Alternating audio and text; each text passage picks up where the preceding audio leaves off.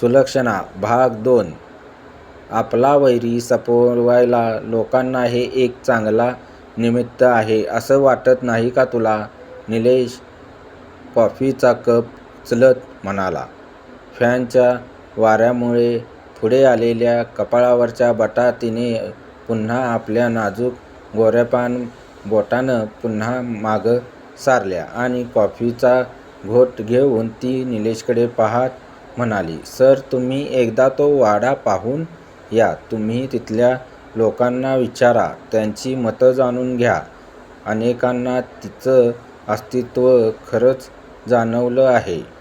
तीच एक खास वैशिष्ट्य म्हणजे ती कधी कोणत्या रूपात समोर येईल याची साधी अंधुकशी कल्पनाही आपणाला येत नाही. दुसरं असं 18व्या शतकातल्या तो वाडा. पण सुलोचनाच्या काही वस्तू अजूनही त्या वाड्यात जशाच्या तशा आहेत. निलेश विचार करत कॉफीचे घोट घेत राहिला. कॉफी संपवून ती उठण्याची तयारी करीत असतानाच तो म्हणाला, कल्पना, ठीक आहे. मला एकदा तो वाडा पाहायचा आहे. मला सांग, येथून तुझे वैभववाडी गाव किती लांब आहे? 10 किलोमीटर आणि आमच्या गावापासून तो वाडा 4 किलोमीटर आहे. चौगुले मोकळे कप घेऊन गेल्यावर निलेशने तिच्याकडे पाहत म्हटले, गाडी पार वाड्यापर्यंत जाते? नाही, गाडी तुम्हाला वैभववाडीतच ठेवावी लागेल. वैभववाडीतून वाड्यापर्यंत पायीच जावं लागेल. वैभववाडीतून वाड्यापर्यंत पायीच जावं लागतं. तशी कच्ची सडक आहे, पण ती फक्त चालण्याच्याच कशीत तरी उपयोगी पडते. एवढं बोलून ती उठून उभी राहिली.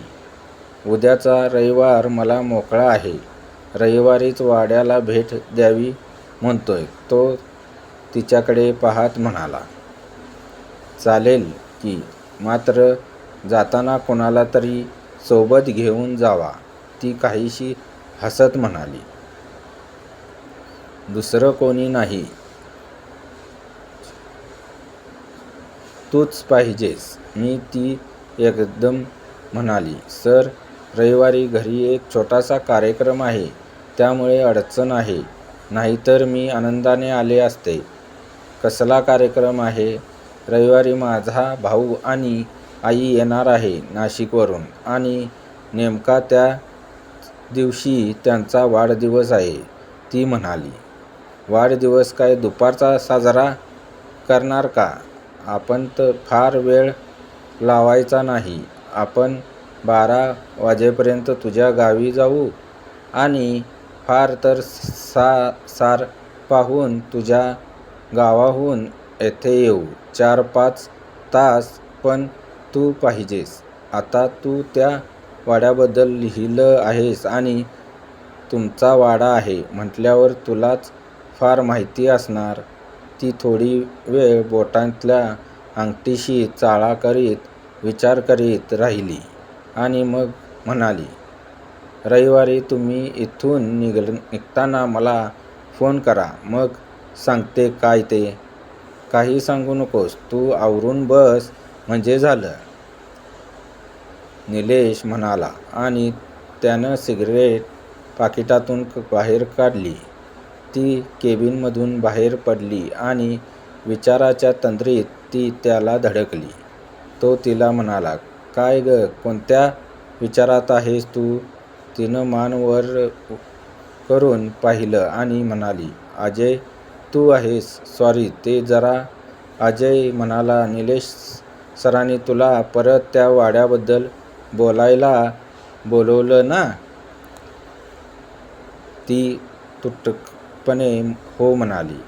तो म्हणाला, मग तू एवढी गंभीर का झालीस? कल्पना म्हणाली, यावेळेस त्यांना वाड्यावर जायचं आणि मला त्या वाड्याची माहिती आहे म्हणून मला सोबत बोलावलंय.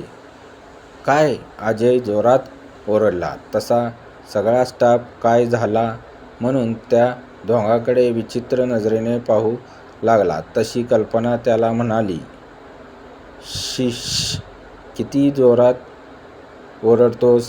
हळू बोल, आपण ऑफिसमध्ये आहे. अजय ओशाळून सॉरी म्हणाला.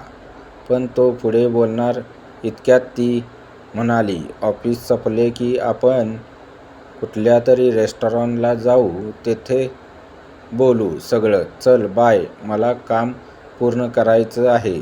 असं बोलून ती निघून गेली. अजय पण चिंतातूर चेहऱ्याने तिच्या पाठमोऱ्या आकृतीकडे पाहत नंतर त्याच्या कामाच्या जागेवर गेला.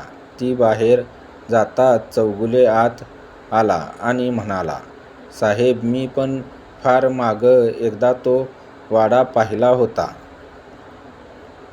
तुला भीती वाटली काय त्यावेळी? निलेश सिगारेट पेटवून लायटर खिशात टाकीत त्याच्याकडे पाहत म्हणाला, मी एकटा नव्हतो, पाहुणे सोबत होते. वाडा चांगला 3 मजली आणि घडीव दगडाचा आहे. आत खोल्या पण आहेत, मात्र 3ऱ्या मजल्यावर एकही खोली नाही, हॉलच आहे. म्हणाला, लांबच तिथंच आहे त्या सुलक्षणाच्या वस्तू जशाच्या तशा तरी काय आहेत तिथं?